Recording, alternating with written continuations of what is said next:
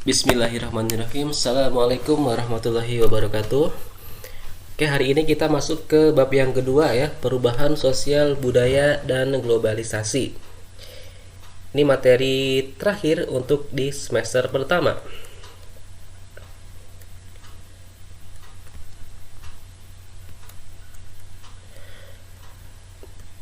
Nah, nanti di bab 2 ini akan ada 3 section yang akan kita bahas. Yang pertama adalah perubahan sosial budaya.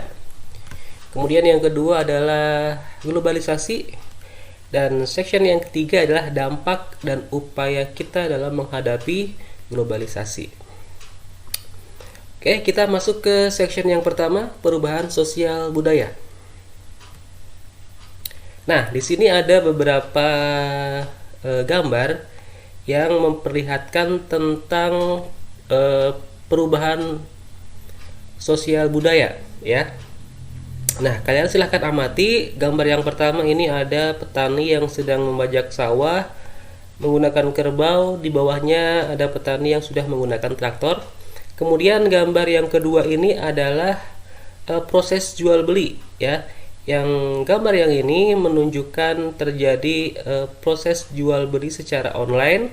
Kemudian ini terjadi secara konvensional atau di pasar. Gambar yang ketiga adalah ada anak yang sedang bermain kelereng. Sedangkan gambar yang kedua ada beberapa anak yang sedang asik bermain gadget. Nah, nanti kalian perhatikan gambar-gambar ini, kemudian kalian cari makna apa yang kalian dapat dari gambar-gambar tersebut ya. Nah, ini nanti berhubungan dengan tugas kita hari ini ya. Silakan kalian perhatikan baik-baik. Oke, kita lanjut dulu ke bagian yang A. Poin yang A, perubahan sosial budaya. Perubahan sosial merupakan bagian dari perubahan kebudayaan. Ini mencangkup beberapa hal. Yang pertama ada kesenian, ya. Kemudian ada pengetahuan, ada teknologi dan filsafat. Nah, ini adalah hal-hal yang dicakup dari perubahan sosial yang akan kita bahas nanti. Oke, kita masuk ke definisi perubahan sosial. Perubahan sosial itu adalah suatu keadaan di mana terjadi ketidaksesuaian antara unsur-unsur yang ada di dalam kehidupan sosial yang saling berbeda sehingga tercapai keadaan yang tidak serasi fungsinya bagi kehidupan. Oleh karena itu, ketika sudah tidak ada kesesuaian antara unsur-unsur yang ada di dalam masyarakat dan tidak serasi lagi fungsinya bagi kehidupan, maka wajar ketika perubahan itu terjadi ya. Itu perubahan sosial. Sedangkan perubahan kebudayaan adalah suatu keadaan di mana terjadi ketidaksesuaian di antara unsur-unsur kebudayaan yang saling berbeda sehingga tercapai keadaan yang tidak serasi fungsinya bagi kehidupan. Sebetulnya definisinya hampir sama. Jadi ketika sudah tidak terjadi kesesuaian di antara unsur-unsur kebudayaan di masyarakat ya, sehingga tercapai keadaan yang sudah tidak serasi, maka perubahan itu wajar ada. Bahkan perubahan itu harus ada. Ya, itu adalah definisi perubahan sosial dan budaya. Nah, sekarang kita lihat beberapa definisi perubahan sosial menurut para ahli. Di sini ada Paul Horton sama Kester Han, ya. Mereka menyatakan bahwa perubahan sosial atau social exchange adalah perubahan dalam segi struktur sosial dan hubungan sosial. Sedangkan perubahan budaya itu mencakup perubahan dalam segi budaya masyarakat ya. Itu menurut Paul Horton dan Kester Han. Kemudian kita lihat lagi menurut Selo Sumarjan. Ya, Selo Sumarjan, beliau ini adalah Bapak Sosiologi Indonesia. Ya, beliau menyatakan bahwa perubahan sosial adalah perubahan pada lembaga-lembaga kemasyarakatan dalam suatu masyarakat yang mempengaruhi sistem sosialnya, termasuk nilai-nilai sikap dan pola-pola perilaku di antara kelompok masyarakat. Ini menurut Bapak Selo Sumarjan. Ya. Yang ketiga, yang terakhir, menurut Kingsley Davis. Kingsley Davis menyatakan bahwa perubahan sosial budaya itu adalah perubahan yang terjadi dalam struktur dan fungsi masyarakat. Misalnya, pengorganisasian buruh dalam masyarakat kapitalis telah menyebabkan perubahan-perubahan hubungan antara buruh dengan atasan dan seterusnya, menyebabkan perubahan-perubahan dalam organisasi sosial politik. Nah, itu tadi adalah beberapa definisi dari perubahan sosial menurut beberapa ahli, ya. Nah, tentu dalam perubahan sosial dan perubahan budaya ada unsur-unsur sosial dalam masyarakat yang berubah, ya. Yang pertama ada nilai-nilai sosial. Kemudian ada norma-norma sosial. Kemudian ada organisasi. Kemudian ada kekuasaan. Kemudian ada lembaga kemasyarakatan. Kemudian ada wewenang dalam masyarakat, ada interaksi sosial, dan ada hubungan sosial. Nah, itu tadi adalah poin-poin yang ada di dalam unsur-unsur sosial masyarakat. Kalau ada perubahan sosial kemudian ada unsur-unsur sosialnya, maka ketika ada perubahan kebudayaan, maka ada juga unsur-unsur budaya yang ada di masyarakat. Setidaknya ada 7 unsur-unsur budaya yang ada dalam masyarakat. Yang pertama ada bahasa, yang kedua ada sistem pengetahuan, yang ketiga ada organisasi sosial, yang keempat ada sistem peralatan hidup dan teknologi, yang kelima ada sistem ekonomi dan mata pencaharian, yang keenam ada sistem religi, dan yang ketujuh ada kesenian.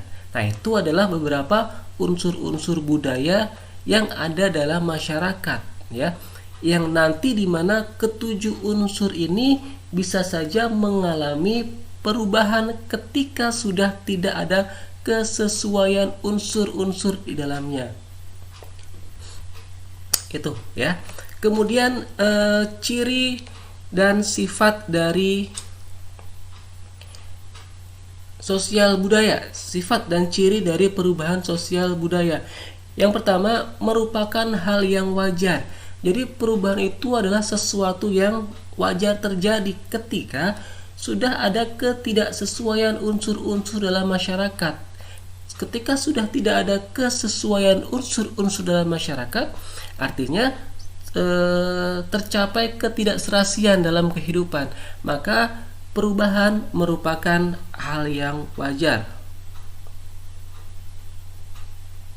Kemudian yang kedua adalah mesti harus terjadi, ya.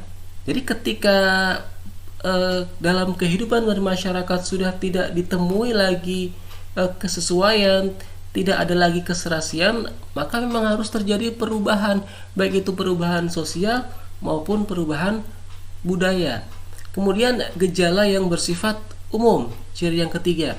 Yang keempat, selama masih ada masyarakat pasti akan terjadi perubahan. Jadi ketika masih ada masyarakat, kemudian ada kemajuan teknologi, pola pikir yang semakin berkembang di masyarakat, maka nanti pasti akan terjadi perubahan di masyarakat itu. Kemudian menarik, perubahan itu bisa menarik, bisa mencolok, atau bahkan bisa biasa saja, ya. Kemudian bisa juga terjadi secara lambat atau secara cepat, berpengaruh terbatas atau luas, bisa diamati sama sekali atau tidak disadari. Nah, itu adalah sifat dan ciri perubahan sosial budaya. Nah, yang kemudian bentuk perubahan sosial budaya. Secara tipologis, maka perubahan-perubahan sosial dapat kita kategorikan sebagai proses sosial, proses segmentasi, kemudian perubahan struktural, dan perubahan dalam struktur kelompok. Maka bentuk perubahan sosial budaya ini bisa kita klasifikasikan, kita kelompokkan. Perubahan sosial budaya dalam masyarakat sangat banyak dan beragam, ya kan, baik bentuk ataupun jenisnya. Oleh karena itu, untuk mempermudah kita untuk mempelajari tentang perubahan bentuk sosial budaya, maka perlu diklasifikasikan, maka perlu kita kelompokkan. Nah, yang pertama adalah perubahan jika dilihat dari waktunya. Ini nanti dibagi menjadi dua. Yang pertama ada perubahan sosial lambat atau evolusi, ya. Perubahan sosial lambat atau evolusi. Ini merupakan perubahan sosial yang memerlukan waktu yang lama dan diikuti oleh rentetan perubahan-perubahan kecil yang terjadi secara lambat, ya. Contohnya adalah perubahan ini adalah perubahan yang terjadi pada masyarakat yang masih tradisional. Dalam masyarakat tradisional, perubahan yang terjadi sangat kecil dan cukup lama sehingga seolah tidak pernah terjadi perubahan, ya. Itu perubahan yang sangat lambat atau nama lainnya adalah evolusi. Kemudian yang kedua adalah perubahan sosial cepat atau revolusi. Nah, ini merupakan perubahan sosial yang berlangsung dalam waktu yang cepat dan hal-hal yang mendasar dalam masyarakat juga mengalami perubahan. Kita bisa ambil contoh adalah revolusi industri, di mana revolusi ini berlangsung pada tahun 1750 sampai 1850 atau sekitar 100 tahun, ya. Tapi waktu 100 tahun itu bukan menjadi waktu yang lama. Kenapa? Karena dapat mengakibatkan perubahan secara besar-besaran di banyak negara. Nah, revolusi industri ini dimulai di Britania Raya dan menyebar ke seluruh Eropa Barat, Amerika, dan Jepang. Revolusi Inggris dianggap sebagai pelopor revolusi di negara lain. Nah, revolusi industri ini tentu membawa dampak dan akibat berbagai bidang kehidupan di negaranya atau bahkan di negara lain, ya. Nah, dampak itu bisa dampak positif atau dampak negatif. Nah, dampak dari revolusi industri ini yang pertama adalah proses mekanisasi dalam usaha industri. Jadi penggunaan mesin yang semakin masif dan banyak digunakan. Kemudian yang kedua, perdagangan semakin berkembang. Kemudian transportasi yang lancar.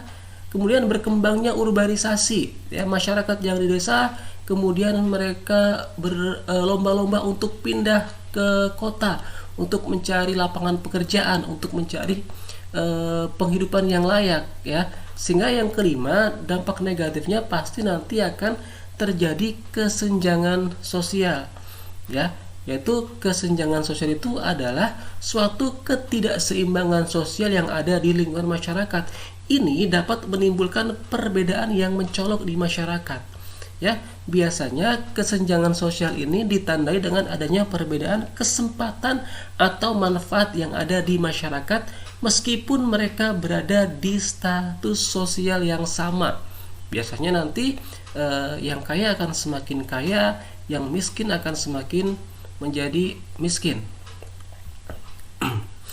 Nah, itu tadi perubahan sosial budaya jika kita lihat dari waktunya. Kemudian yang kedua, perubahan dilihat dari segi pengaruhnya, ya.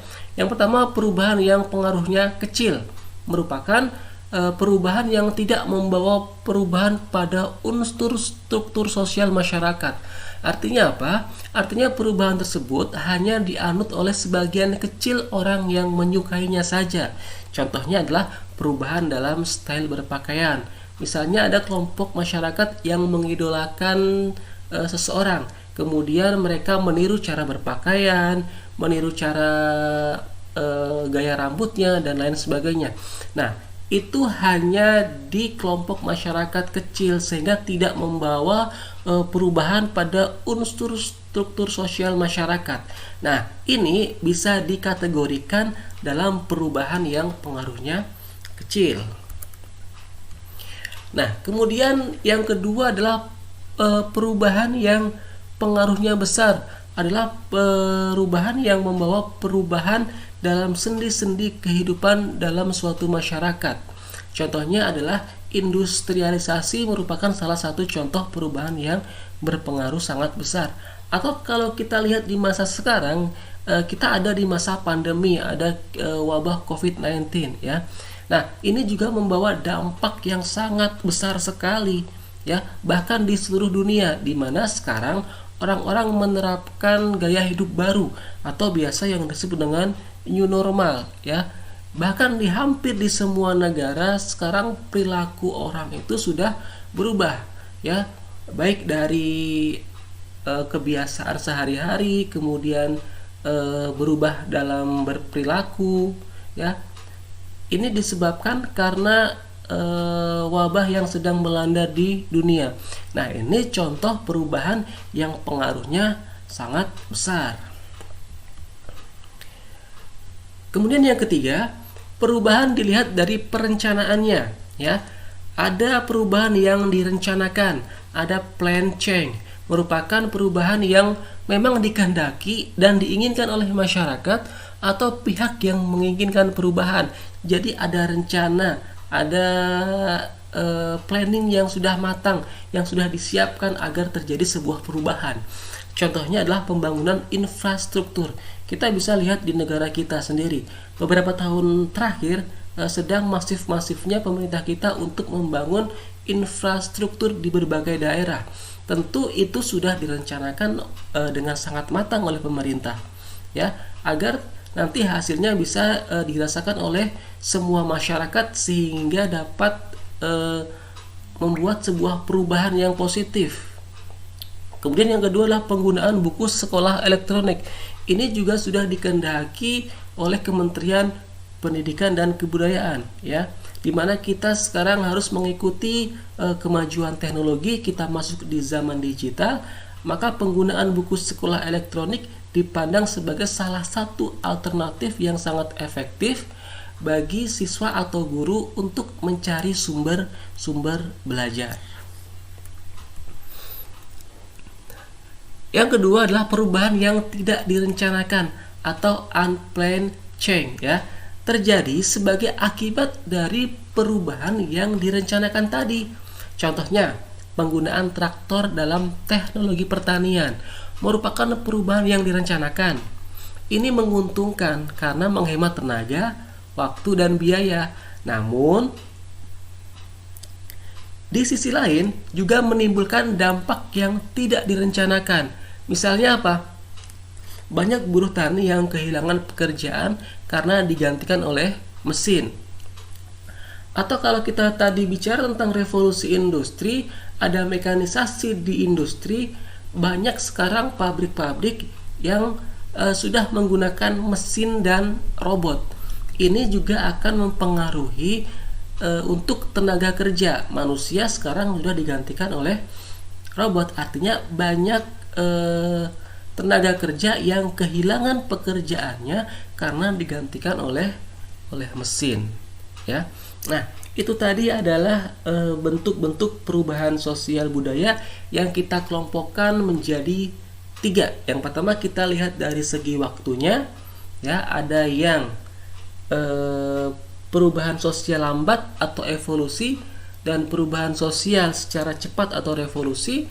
Kemudian kita lihat dari pengaruhnya, ada yang berpengaruh kecil, terbatas, kemudian ada yang berpengaruh luas, dan yang ketiga adalah perubahan yang dilihat dari perencanaannya. Ada yang direncanakan dan ada yang tidak direncanakan ya.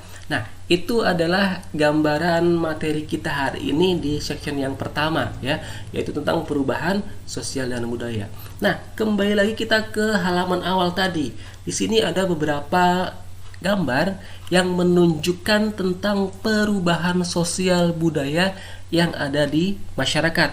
Nah, tugas kalian hari ini adalah kalian tulis pendapat atau makna yang kalian dapat dari gambar-gambar ini? Apa yang bisa kalian ungkapkan? Apa yang bisa kalian lihat dari beberapa gambar ini yang berkaitan dengan perubahan sosial budaya, ya? Nah, pendapat kalian tulis di kolom komentar. Itu dijadikan tugas untuk hari ini, ya. Jadi tugas hari ini adalah kalian tulis pendapat kalian yang berkaitan dengan gambar ini tentang perubahan sosial budaya, kemudian kalian tulis di kolom komentar, ya. Nah, mungkin itu saja materi untuk hari ini. Kita lanjutkan lagi minggu depan, ya. Sebelum Bapak akhiri, Bapak ingatkan lagi, pandeminya masih belum berakhir. Tetap jaga kesehatan, gunakan masker jika keluar rumah, kemudian cuci tangan, dan lebih baik di rumah jika tidak ada keperluan yang sangat penting. Mudah-mudahan wabahnya cepat berakhir sehingga kita bisa kembali belajar di madrasah kita bersama dengan teman-teman. Amin. Sekian untuk hari ini. Assalamualaikum warahmatullahi wabarakatuh.